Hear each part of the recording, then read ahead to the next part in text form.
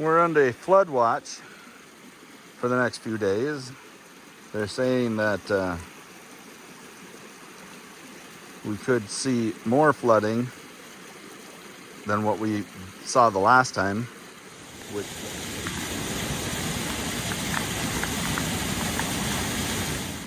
The edge of the creek was here, and then all this washed away. And so now it's right up to the edge of the road.